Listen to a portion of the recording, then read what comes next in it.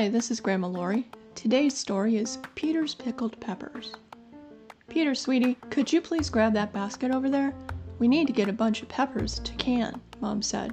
Peter and his mom were at the farmer's market, picking up what they'd need for canning. I think I'd like to can some of your papa's salsa, but I'm not sure I have enough tomatoes from the garden.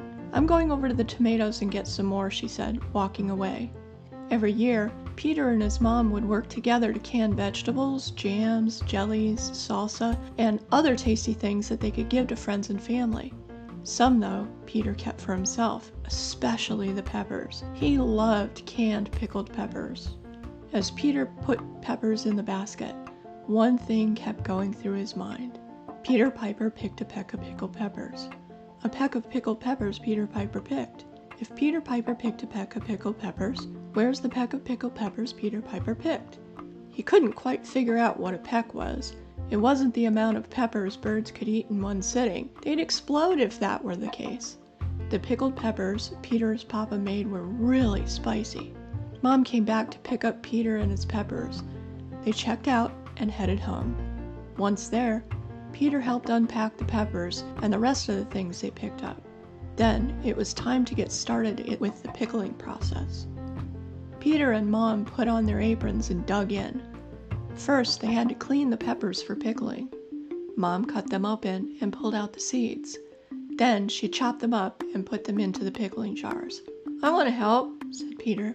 "I'm sorry, mi amor, but you can't. You're still too young. Besides, if you touch your face with pepper seeds or juice on your hands, you'll end up getting burned. It's particularly bad if you touch your eyes. I'll do this part.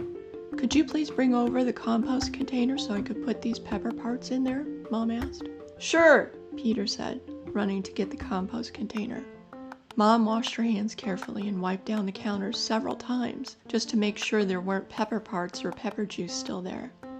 "Next comes the pickling potion," Mom said, smiling and laughing. Peter ran over and grabbed the measuring cup and sugar, vinegar, garlic powder, and salt. "Here you are, Mom," he said as he juggled everything.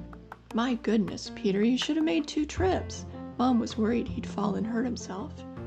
As Peter placed everything on the counter, he said, "I'm not a little kid anymore, you know. I can carry more than one thing at a time." Peter pulled out the padded stool and sat down to watch Mom put everything together. She made the pickling potion with the things Peter brought over. She put the peppers into the canning jars. Then she poured the pickling potion over the peppers. She added a little water and put the tops on. Next came putting the pickled peppers into the pressure cooker to seal. The pressure cooker was electric, but it still made a lot of noise. Peter was afraid it might explode someday, but Mom said it was perfectly safe. The pickled peppers cooked away while Mom and Peter set about making preserves from the plums and persimmons they purchased. At last, the pickled peppers were ready. Peter was very pleased with how they turned out. "Perhaps you'd like some?" Thanks for joining me. This is Grandma Lori. I hope you enjoyed the story.